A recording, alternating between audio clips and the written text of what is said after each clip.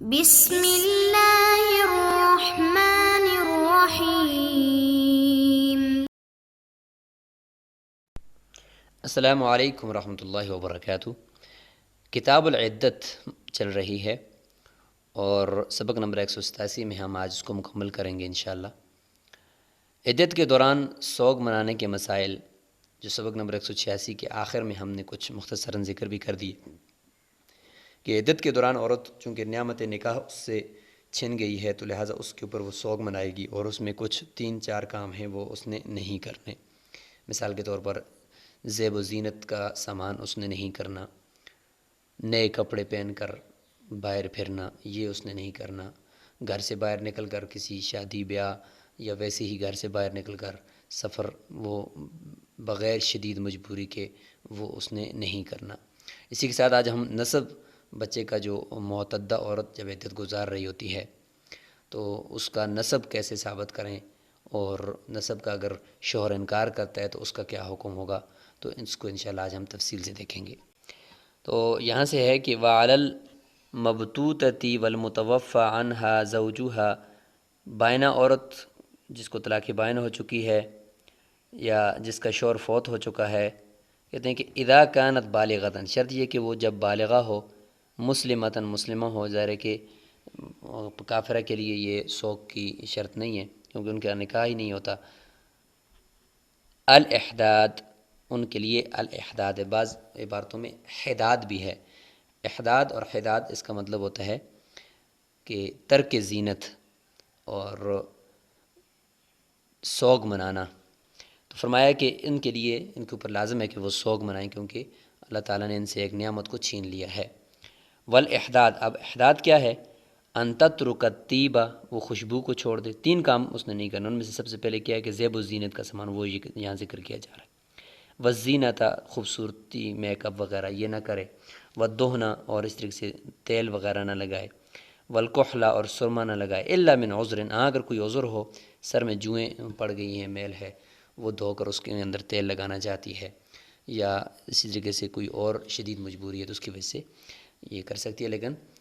خوشی کے موقع کی طرح جس طریقے سے عورتیں تیار ہوتی ہیں اس طریقے سے وہ تیار نہ ہوں۔ ولا تختضب بالحناء، اور اس طریقے سے مہندی کے ساتھ خضاب بھی نہیں لگائے گی، مہندی نہیں لگائے گی۔ ولا تلبس ثوبا، اور کپڑے ایسے نہیں پہنے گی مصبوغا بورس ولا بزعفران، یعنی خوشبودار گھاس وغیرہ سے، ورس سے، زعفران سے وہ رنگین کیے ہوئے ہوں۔ مطلب یہ کہ خوشبودار کپڑے اور خوشبو بھی وہ نہیں لگائے گی، اور اس طریقے سے قیمتی کپڑے بھی وہ نئے جوڑے وہ نہیں پہنے گی۔ جتنے جوڑے ہیں ان کو صاف ستھرا تو رکھے گی، اپنے آپ کو صاف ستھرا بھی رکھے گی، لیکن یہ کہ نئے سوٹ پہن کر خوشی کے موقع پر جس طریقے سے انسان ہوتا ہے وہ کام وہ نہیں کرے گی۔ ولا احداد علی کافرۃ ولا صغیرۃ، لہٰذا کافرہ عورت ہے یا نابالغ ہے اس کے اوپر سوگ نہیں ہے کیونکہ وہ شریعت کے ان احکامات کی وہ مکلف نہیں ہے۔ وعلی الامۃ الاحداد، باندی کے اوپر بھی احداد ہے، اگر وہ اس کا نکاح ہو چکا ہے تو وہ بھی اپنا سوگ منائے گی کہ ظاہر نعمت نکاح اس سے چھن گئی ہے۔ ولیس فی عدۃ النکاح الفاسد ولا فی عدۃ ام الولد احداد، نکاح فاسد کی عدت میں اور ام ولد جب عدت گزارے گی اس میں سوگ نہیں ہے۔ ظاہر ہے کہ اس کا تعلق نکاح صحیح کے ساتھ ہے، اور یہ ام ولد کا تو نکاح ہی نہیں ہوتا، اور نکاح فاسد تو نکاح فاسد ہے، اس کے ساتھ یہ احکامات لاگو نہیں ہوں گے۔ اچھا، اب یہاں پہ دوسرا کام بھی ذکر کیا جا رہا ہے کہ اس دوران ایک تو یہ ہے کہ زیب و زینت نہیں کرنی عدت کے دوران، دوسرا یہ ہے احداد میں کہ نکاح نہیں کرنا عدت کے دوران کسی، یا اس کے ساتھ منگنی وہ کسی کے ساتھ نہ کرے، نہ وہ عورت کرے اور نہ اس عورت کی منگنی کوئی آ کر، یعنی اس کا رشتہ مانگنے کے لیے آنے والے لوگ اور اس کا نکاح کرانے والے، تو یہ نہ کیا جائے عدت کے دوران۔ تو یہ دوسری چیز ہے جی سوگ میں کہ ولا ينبغي ان تخطب المعتدہ، مناسب نہیں ہے کہ معتدہ عورت کی کا رشتہ مانگنے کے لیے، خطبہ منگنی کرنے کے لیے لوگ آئیں اور اس کا رشتہ طے کر دیا جائے اور اس کا نکاح بھی کر دیا جائے، ایسا صحیح نہیں ہے۔ ولا بأس بالتعریض فی الخطبہ، کہتے ہیں کہ منگنی کرنے میں اور رشتہ مانگنے میں تعریض کے اندر کوئی حرج نہیں ہے، اشاروں میں کنایوں میں بات کرنا کہ کوئی آدمی اگر اس کے سامنے کہتا ہے کہ مجھے بھی رشتے کی ضرورت ہے، میں بھی نکاح کرنا چاہتا ہوں اور مجھے اس صفات والی عورت کی ضرورت ہے جو آپ کے اندر ہیں، اس طرح کی اشاروں کنایوں میں بات ہو سکتی ہے۔ قرآن مجید میں ہے کہ تم اس طریقے سے کر سکتے ہو، لیکن یہ کہ صراحتاً نہیں کر سکتے۔ ولا يجوز للمطلقة الرجعیتی، مطلقہ رجعیہ کے لیے تو جائز نہیں ہے، والمبتوتتی، اور اسی طریقے سے طلاق بائن کی جو عدت گزارنے والی ہے ان کے لیے،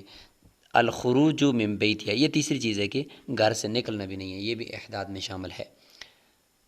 لیلاً او نہ ولا نہار، نہ ہی رات کو نکلے گی نہ ہی دن کو نکلے گی، ان کے لیے جہاں پہ ہیں وہیں پہ انہوں نے رہ کر عدت گزارنی ہے۔ والمتوفی عنہا زوجہا، متوفی عنہا زوجہا سے متعلق بیان فرما رہے ہیں کہ تخرج نہاراً، دن کو وہ نکل سکتی ہے، وبعض اللیل، اور رات کا بعض حصہ بھی وہ نکل سکتی ہے، لیکن ولا تبیت فی غیر منزلہا، اپنے گھر کے علاوہ کسی جگہ پر بھی وہ رات نہیں گزار سکتی،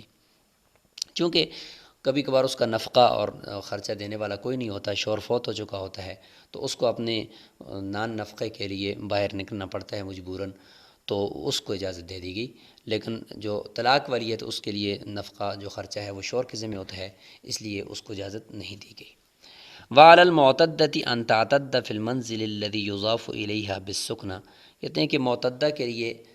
کے اوپر لازم ہے کہ وہ اس گھر کے اندر عدت گزارے کہ جو گھر اس کی طرف منسوب کیا گیا ہے رہائش کے اعتبار سے، حال وقوع الفرقتی، جب اس کی اور شوہر کی درمیان فرقت ہو رہی تھی اس وقت، تو اس وقت جس گھر میں اس کو ٹھہرایا گیا تھا اسی گھر کے اندر وہ عدت گزارے گی۔ فإن كان نصیبها من دار المیت یکفیها، اگر میت یعنی اس کا شوہر جو فوت ہو چکا ہے اس کے گھر میں اس عورت کا جو حصہ ہے، اس حصے کا جو کمرہ ہے یا وہ کچن وغیرہ سارا کچھ، وہ اگر اس کے لیے کافی ہے تو فلیس لہا ان تخرج الا من عذر، تو بغیر شدید عذر کے اس گھر سے اور اس حصے سے وہ باہر نہیں نکلے گی۔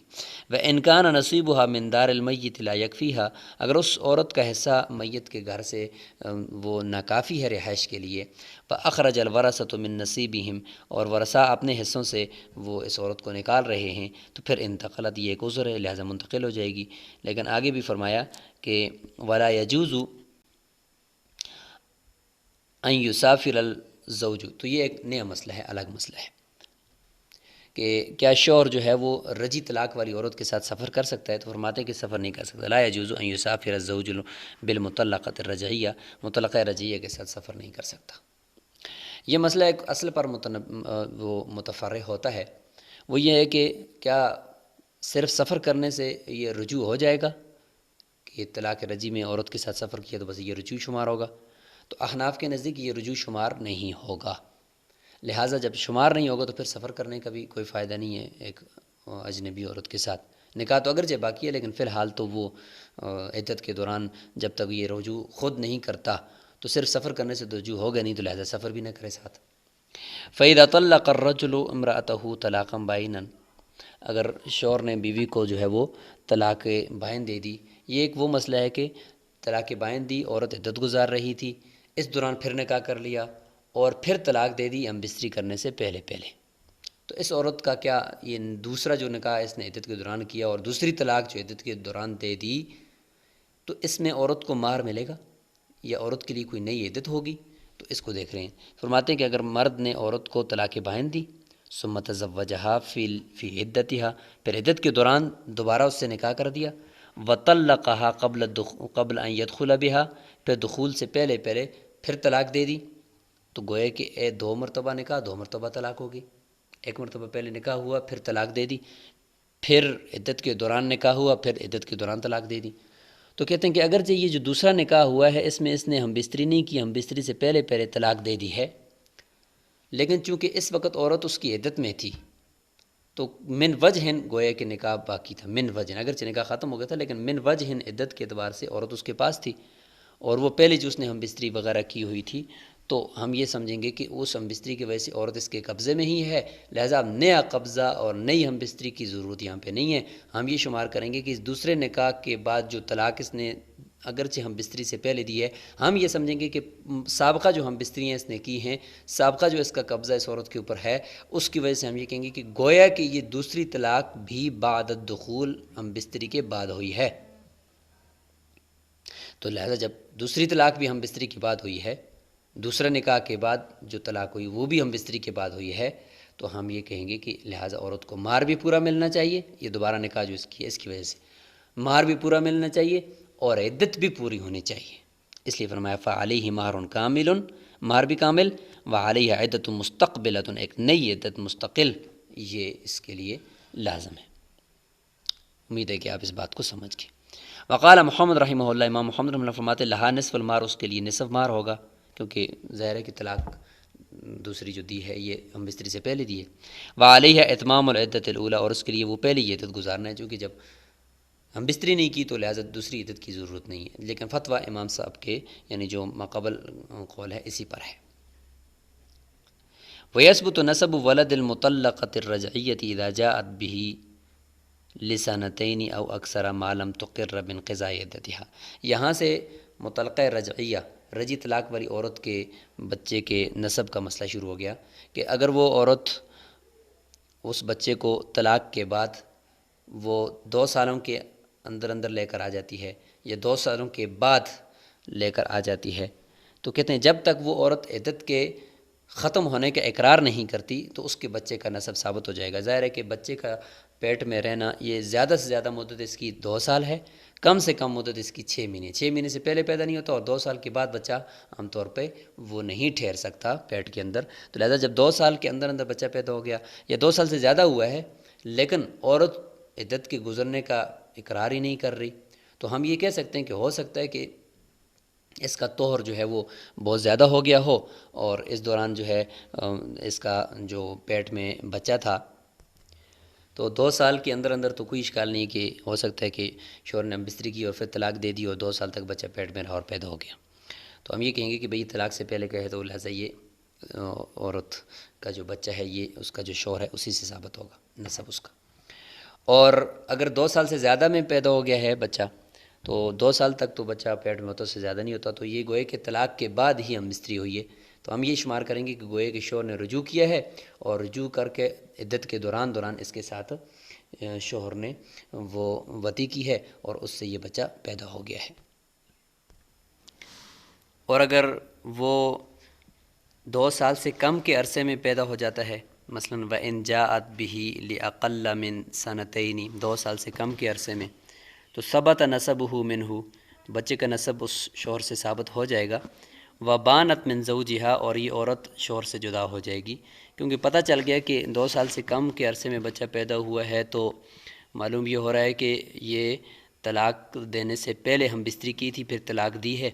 لہٰذا درمیان میں رجوع نہیں کیا شوہر نے، اور یہ بچہ ابھی 2 سال کے اندر عرصے میں پیدا ہو گیا ہے، تو لہٰذا یہ پتہ نہیں چل رہا کہ یہاں پہ رجوع کیا یا نہیں کیا، تو عورت چونکہ عدت پوری ہوگی وضع حمل کے ساتھ تو عورت جدا ہو جائے گی۔ وَإِنْ جَاءَتْ بِهِ لِأَكْثَرَ مِنْ سَنَتَيْنِ، اگر وہ بچہ جو ہے وہ 2 سال سے زیادہ کے عرصے میں لے کر آ گئی، ثبت نسبہ منہ وکانت رجعۃ، وہی بات کہ جس طرح اوپر کہا تھا کہ جب تک وہ اقرار نہیں کرتی عدت کے ختم ہونے کا، جیسے کہ یہاں پہ ہوا تھا، تو اس میں اگر 2 سال یا اس سے زیادہ کے عرصے میں بھی لے آئے تو پھر بھی اس بچے کا نسب اس سے ثابت ہو جائے گا۔ تو اسی طریقے سے یہاں پر بھی فرمایا کہ اگر 2 سال سے زیادہ کے عرصے میں لے آئے تو اس کو بھی ہم مار کریں گے کہ یہ رجعت ہے، کہ ہو سکتا ہے کہ رجوع کی حالت یعنی عدت کی حالت میں رجوع کر لیا ہے شوہر نے اور ہم بستری کر لی تھی، اور اس کے بعد بچہ چونکہ 2 سال سے زیادہ کے عرصے میں پیدا ہو گیا ہے طلاق کے بعد، تو اس کو ہم رجوع پر محمول کریں گے۔ طلاق بائن کی جو معتدہ ہے اس کا بچہ پیدا ہو جائے تو اس کے نسب سے متعلق تفصیل بیان کی جا رہی ہے کہ والمبتوتۃ یثبت نسب ولدہا، اس کے بچے کا نسب بھی ثابت ہو جائے گا اذا جاءت لاقل من سنتین، جب وہ 2 سال سے کم کے عرصے میں لے کر آئے، تاکہ ہمیں معلوم ہو کہ یہ طلاق سے پہلے ہم بستری ہوئی ہے اور اس کا یہ بچہ ہے۔ لیکن وَإِذَا جَاءَتْ بِهِ لِتَمَامِ سَنَتَيْنِ مِنْ يَوْمِ الْفُرْقَةِ، اگر وہ 2 سال پورے کرنے کے بعد وہ بچہ پیدا ہو رہا ہے، تو یعنی جب سے یہ جدا ہوئے اس کے بعد سے، تو لم یثبت نسبہ، تو اس بچے کا نسب ثابت نہیں ہوگا، کیونکہ یہاں پہ یہ معلوم نہیں ہو رہا کہ یہ طلاق سے پہلے وطی ہوئی ہے اور اس کے بعد یہ بچہ ٹھہرا ہے یا یہ طلاق دینے کے بعد کی ہے، یعنی اس کا پتہ نہیں چل رہا، تو چونکہ 2 سال کے بعد بچہ پیدا ہو رہا ہے نا، تو 2 سال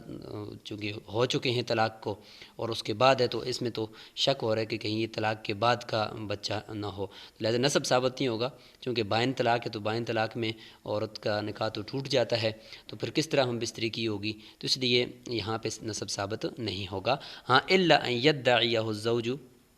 ہاں اگر شوہر دعویٰ کرتا ہے کہ یہ بچہ میرا ہے تو نسب کے معاملے میں شریعت احتیاط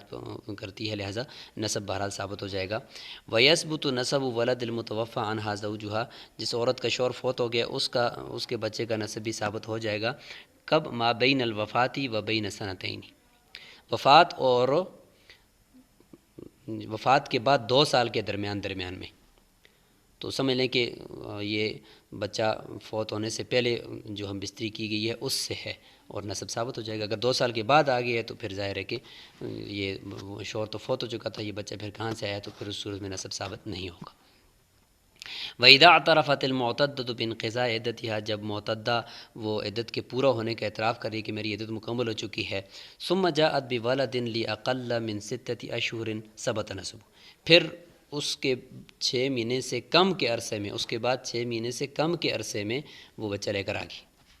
تو اس کا جھوٹ ثابت ہو گیا، کیونکہ جس وقت وہ اقرار کر رہی ہے اس وقت گویا کہ اس کے پیٹ میں تھا بچہ، کیونکہ بچہ اس کے بعد 6 مہینے سے کم مدت یعنی 5 مہینے کے اندر لے کر آ گئی، تو گویا کہ بچہ تو 6 مہینے سے پہلے پیدا نہیں ہوتا، تو اس سے پتہ یہ چلا کہ جس وقت یہ اقرار کر رہی تھی اس وقت یہ حمل اس کے پیٹ میں موجود تھا، لہٰذا اس کا جھوٹ ثابت ہو جائے گا، بچے کا نسب ثابت ہو جائے گا۔ وَإِنْ جَاءَتْ بِهِ لِسِتَّةِ أَشْهُرٍ، ہاں اگر وہ اقرار کے بعد 6 مہینے کے بعد لے کر آئی تو اب ہمیں یہ یقین نہیں ہے کہ یہ بچہ اقرار کے وقت اس کے پیٹ میں ہوگا، ہو سکتا ہے کہ اس کے بعد حمل ٹھہرا اور اس کے بعد 6 مہینے کے بعد پیدا ہوا، تو لم یثبت نسبہ منہ، اس صورت میں پھر نسب ثابت نہیں ہوگا۔ وَإِذَا وَلَدَتِ الْمُعْتَدَّةُ وَلَدًا، اچھا اب نسب ثابت ہوگا تو کیسے ہوگا، یہ تو ہم نے عمومی بات کر دی کہ اس صورت میں نسب ثابت ہوگا، اس میں نہیں ہوگا، اس میں ہوگا، اس میں نہیں ہوگا، لیکن جب نسب ثابت ہوگا تو اس کے لیے کیا پروسیس کرنا پڑے گا، تو وہ ذکر کیا جا رہا ہے۔ تو اس میں امام صاحب فرماتے ہیں کہ جب بچہ پیدا ہو جائے معتدہ کا تو لم یثبت نسبہ عند ابی حنیفہ، امام صاحب فرماتے ہیں کہ ایک دم سے نسب ثابت نہیں ہوگا کہ بچہ پیدا ہوتے ہی نسب ثابت ہو گیا، بلکہ الا ان یشہد بولادتها رجلان او رجل وامرأتان، چونکہ نکاح تو ہے نہیں، عورت عدت میں ہے، تو اگرچہ فراش قوی ہے، مطلب شوہر کا فراش قوی فراش ہوتا ہے، لیکن یہ ہے کہ پھر بھی چونکہ عدت میں ہے تو عدت میں بچے کا پیدا ہو جانا تو اس میں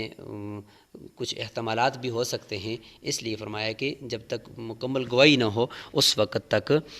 یہ نسب ثابت نہیں ہوگا۔ تو گواہی میں کیا ہے کہ وہ 2 مرد ہونے چاہیے، یعنی قوی گواہی، یا یہ کہ 2 مرد نہیں ہے تو پھر 1 مرد اور 2 عورتیں ہونی چاہیے۔ الا ان یکون ہناک حبل ظاہر، الا یہ کہ اگر پہلے سے وہاں پہ حامل عورت کا حبل یعنی حمل ظاہر تھا، او اعتراف من قبل الزوج، شوہر کی طرف سے اعتراف بھی موجود تھا، چونکہ عدت کے اندر تو شوہر انکار بھی کر سکتا ہے کہ یہ بچہ میرا نہیں، یہ وہ، تو اس لیے وہاں پہ گواہوں کو ضروری قرار دیا گیا۔ تو جب یہ چیزیں اگر ہیں، شوہر کی طرف سے اعتراف ہے یا وہاں پہ حمل عورت کا پہلے سے ظاہر تھا کہ یہ جب طلاق مل رہی تھی تو اس وقت یہ اس کا حمل تھا، تو فیثبت النسب من غیر شہادت، تو پھر اس صورت میں یہ گنجائش دی جا سکتی ہے کہ بغیر گواہوں کے پھر نسب بھی ثابت ہو جائے گا۔ وقال ابو یوسف و محمد رحمہ اللہ، صاحبین فرماتے ہیں یثبت فی الجمیع بشہادت امرأۃ واحدہ، وہ فرماتے ہیں کہ ایک عورت کی گواہی بھی اس میں کافی ہے، نسب ثابت ہو جائے گا، لیکن فتویٰ امام صاحب کے قول پر ہے کہ شہادت اور گواہی کی جو مقدار ہے اور اس کی قوت ہے وہ برابر ہونی چاہیے، 2 مرد یا 1 مرد اور 2 عورتیں۔ وَإِذَا تَزَوَّجَ الرَّجُلُ امْرَأَةً فَجَاءَتْ بِوَلَدٍ لِأَقَلَّ مِنْ 6 أشهر منذ يوم تزوجها یا منذ یوم تزوجها لم یثبت نسبہ، مرد نے ایک عورت کے ساتھ نکاح کیا اور وہ عورت 6 مہینے سے کم میں بچہ لے کر آ گئی، جس دن شادی کیا اس دن شادی سے، منذ یوم تزوجہ یا یوم تزوجہا دونوں عبارت پڑھ سکتے ہیں، منذ یوم تزوجہ یعنی جس دن شادی کی ہے اس کے بعد ابھی 6 مہینے پورے نہیں ہوئے تھے کہ بچہ لے کر آ گئی، تو یقینی طور پر معلوم ہو گیا کہ یہ بچہ نکاح سے پہلے کا ہے، نکاح سے پہلے کسی اور کے ساتھ بستری ہوگا اس سے آیا، تو نسب ثابت نہیں ہوگا کیونکہ بچہ 6 مہینے سے کم میں تو پیدا ہی نہیں ہو سکتا۔